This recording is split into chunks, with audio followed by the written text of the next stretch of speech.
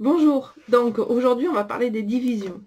Donc j'adore quand je suis dans des salons, dans des festivals, dès que j'ai mon tableau, je pose des divisions comme ça.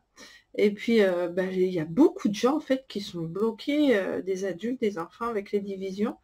Donc je leur fais mes divisions et là, oh, je me régale à voir leur tête. Oh, mais c'est simple comme ça! J'avais pas compris. Oh, bah, c'est génial. Donc, c'est un vrai bonheur pour moi de pouvoir vous enlever ce poids et puis de voir à quel point je peux vous apprendre simplement les divisions. Donc, l'essentiel est dans ce livre, Les maths apprivoisées 1, à la page 85-86, puis c'est repris à la page 105. Donc, quand on fait des divisions, on cherche le nombre de paquets. Donc, divisé par 3, on va chercher le nombre de paquets de 3 qu'il y a.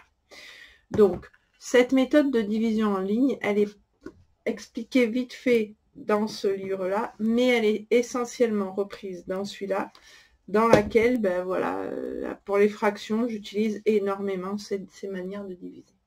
Donc, on va la faire en ligne, et on va diviser par 3. Donc, dans 6, combien de paquets de 3? Donc, dans 6, 2 paquets de 3. Très bien. Dans 7, combien de paquets de 3?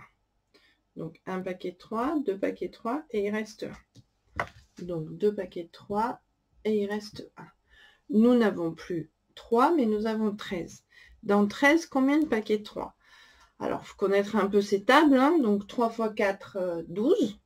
Du coup, il va 4 paquets, et il reste 1. On voit notre virgule, on la baisse. Dans 12, combien de paquets de 3? 4. Voilà, tout simplement.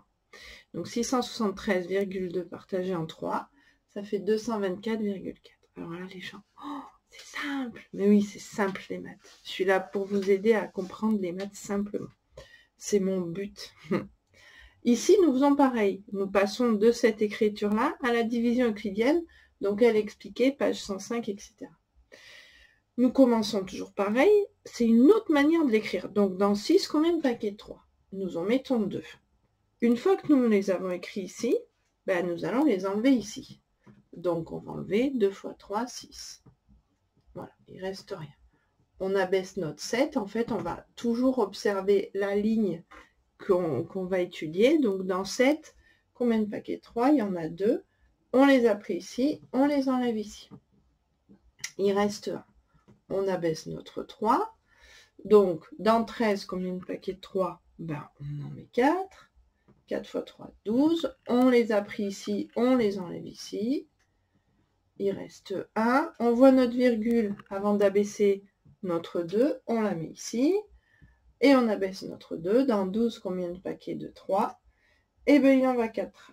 On enlève, puisqu'on les a pris ici, et il ne reste rien. Alors, ce qu'il y a d'intéressant, c'est d'arriver à voir le fonctionnement entre les deux écritures. Donc ici, notre retenue ici, en fait, elle est ici. Donc, vous voyez, c'est juste une manière d'écrire. Hein. Notre retenue ici, elle est ici. Voilà. Et du coup, ça rend les divisions faciles accessiblement. Bonne journée. Au revoir.